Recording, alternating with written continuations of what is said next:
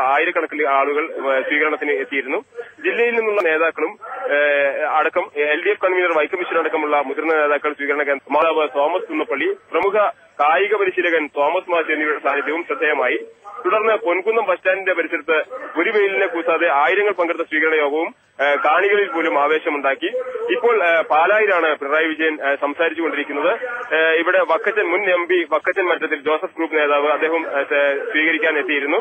തുടർന്ന് ഇപ്പോൾ സംസാരിച്ചുകൊണ്ടിരിക്കുന്ന പാലായിലാണ്. തുടർന്ന് പാമ്പാടിയിൽ നടക്കുന്ന യോഗത്തിലാണ് ഇനി പങ്കെടുക്കേണ്ടത്. അതിനുശേഷം ചങ്ങനാശ്ശേരിയിലെ യോഗത്തിൽ പങ്കെടുത്തതിനു ശേഷം കോട്ടയത്ത് തിരുനക്കര മൈതാനിയിലാണ് ഇന്ന് യോഗം സമാപിക്കുക.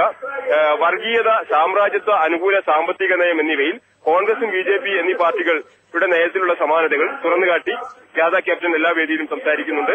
അതോടൊപ്പം തന്നെ അടുത്ത പാർലമെന്റ് തെരഞ്ഞെടുപ്പിൽ കോലീബി സഖ്യം ആവർത്തിക്കാനുള്ള ഇരു പാർട്ടികളുടെ നീക്കത്തെക്കുറിച്ചും ഇരു പാർട്ടികൾക്കുമെതിരെ യഥാർത്ഥ ബദൽ എന്ന നിലയിൽ CPIM-ന് വൻ ഭൂരിപക്ഷം നൽകേണ്ട ആവശ്യകതയെക്കുറിച്ചുമാണ് സ്വീകരണ വേദികളിൽ ജാഥ ക്യാപ്റ്റൻ പിണറായി വിജയൻ ഊന്നിപ്പറയുന്നത്. ശരി മെഹജൂബ്. CPIM സംസ്ഥാന സെക്രട്ടറി പിണറായി വിജയൻ നയിക്കുന്ന നവകേരള മാർച്ച് കോട്ടയം ജില്ലയിൽ പര്യടനം തുടരുകയാണ്. ഇനി മറ്റു വാർത്തകൾ ചുരുക്കത്തിൽ. MS സർക്കാർ ഡിസ്പെൻസറി വാർത്തകൾ ചുരുക്കത്തിൽ.